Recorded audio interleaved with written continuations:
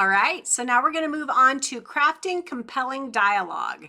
Now, we've talked about dialogue before if you've been following through the course, but we're going to go a little bit deeper in now and really talk about how to craft compelling dialogue. So if you're ready, let's just jump right in. So when you craft compelling dialogue in your memoir, it's like bringing life to your story. It allows your readers to hear the voices of the people that you interacted with back in your experience. And they hear your conversations like I've used before. They're kind of like the fly on the wall in the room. They know what happened. They know just as well as you know what happened. It doesn't matter what the other person says because they know because they've read it through dialogue. So they get immersed in there. They feel like they experienced it. So that really does add authenticity to the reader. The reader is much more engaged and they feel like this was the realistic experience. Make sure when you use dialogue, and of course you're not going to remember exactly what your conversation may have been, so you'll paraphrase it as a dialogue, but you still have the meaning of what happened. And don't forget, we always have to be honest and not disparage the other people in that conversation. Be honest and truthful about what happened, what was said, to the best of your recollection.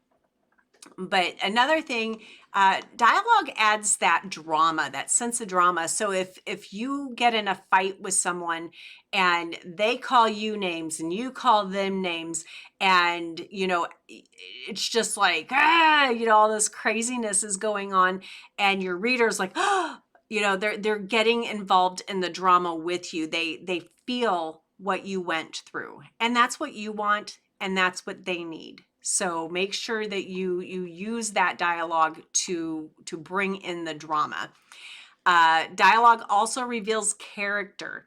So when you do this, it can show your reader the nuances of the people that you interacted with, and it makes your story more complex. What I mean by that is basically your say you're in an argument and you're going through the fight, and maybe instead of you're both yelling at each other, maybe you're crying and you feel broken and you feel betrayed, and maybe they're just still bashing at you, and you can talk about through your dialogue how you felt, and you can talk about through your dialogue out why are you doing this? You didn't have to lie about this. You could have just told me. If you use that kind of a dialogue, what you're showing your reader is you're trying to understand, you're trying to have a conversation, you're trying to communicate, where the other person is just like, I'm done with this, I'm done with this. So use that dialogue to not only create the drama, but to develop your characters, for the reader to understand, who really was the procuring cause of that argument. Those are the things that you can do through dialogue. Now, another thing, dialogue, it adds variety. So it can cause or create this break between describing things. Now, if you're doing a narrative, you can say, we did this, we did this, we did this, and your reader's going to get tired of you telling the story. So I am a huge proponent of really encouraging people to use as much dialogue as you can, because it's going to go deep into your emotions. It's going to engage much more often, and it will break up those moments where you really don't want to go deep enough into your story to tell every conversation, because no one wants to know about why you asked someone to borrow $3. No one, you don't need to talk about every conversation, but the conversations that matter, need to be in dialogue form. So definitely let it add some variety, and it can add the humor. So it can show the humor of the people. You know, if you're out at an amusement park or a fair with someone, and, you know, they say something, you know, funny to you, let that show the character and create some humor. Ask, you know, you could say, you know, first one to the elephants wins or something. I don't know. You know, you could just, but let it be light and funny at times too. Dialogue also conveys information. Now, this is really important because you can put your information, there's a thing called info dumping, and you don't want to info dump. So when you info dump, you're basically telling someone, you're telling, not showing, you're telling someone this.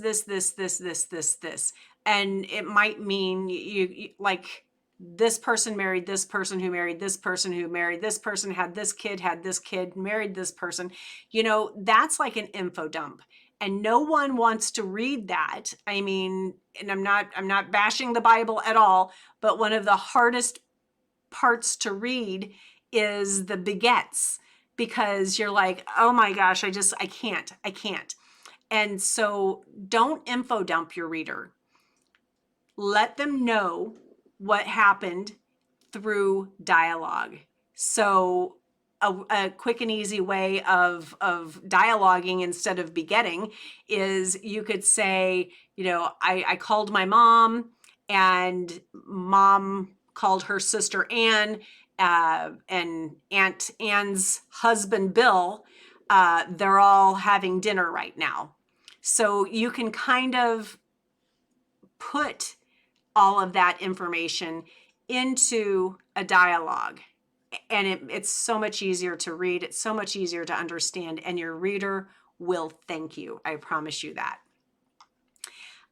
Dialogue can also create conflict, and by doing that, now conflict is conflict, and dialogue isn't going to create it in real life, but what I mean by this is, if you have conflict, if there's a fight, if there is something that's in your way, and the conflict is already there, if you tell the reader about it, you're going to miss your mark there. You need to use dialogue in that case and really pull it straight in. So, you know, maybe someone cheated on you, and you go to their door, and you're like, knock, knock, knock. And she's like, why did you do this? And they're like, I can't talk to you about this right now. And you're like, I just need to understand. And they're like, but I it's over. It's just over. And when you have that dialogue in any sort of conflict, it really strengthens the emotional connection that your reader will have in a situation where there is conflict. It will match the emotions of what you experienced. So don't weaken your experience by telling about it. Make the experience real to your reader by using dialogue to convey that. And then this one is pretty interesting. Number 8, I've got that it can reveal cultural differences. Now, this is one of those things that you may not really think about, but depending on the purpose of your memoir, dialogue is it's a way to reveal cultural differences and provide insight into the social and the historical context of your memoir. It can show how people from different backgrounds and different cultures interact with each other or with you, and how they communicate to create a richer, you know, more nuanced portrayal of your experiences. So what that means is, maybe you grew up as a minority in a classroom. You know, I've been in several classrooms where I've been the only white person, and whatever your situation is, when you use that dialogue, you don't have to say I was the only white person, but you can use the dialogue to convey that. If there's things out there You know, some people tend to have bias. If there's bias, you can convey that better through their honest, if it was honest, dialogue. But it's much better to do that than to speak it through judging them, because when you say that judgmentally, um, you're going to come across as the one who's judging them for something that they shouldn't be doing, but they are. So it's just better to give the reader the ability to interpret for themselves and to make their own judgment. That way you're not judging anyone. Number 9, dialogue creates intimacy. And of course, again, just like the conflict, the intimacy is already there in your story. You just need to make the intimacy have meaning. So, say you've fallen in love and you're looking in each other's eyes and you're about to have that first kiss. Maybe you're falling in love, because you probably won't have already fallen in love. But anyway, you know, you're getting ready to have that first kiss, and you're having that really intense conversation where you can't look away from each other, and you're trying to, you know, just think of something to say, and you can put like the little stammer marks, but make that conversation go back and forth, and just the tension, the sexual tension, the intimacy, any of that, you can create that through dialogue much better than you can by telling that story. And then finally, number 10, it can make your story memorable. You know, crafting compelling dialogue can make your story more memorable and unique. It's authentic, and it comes from your soul when you write these things. If you don't use the dialogue, though, you're going to leave emotions at the table, and you just don't want to do that.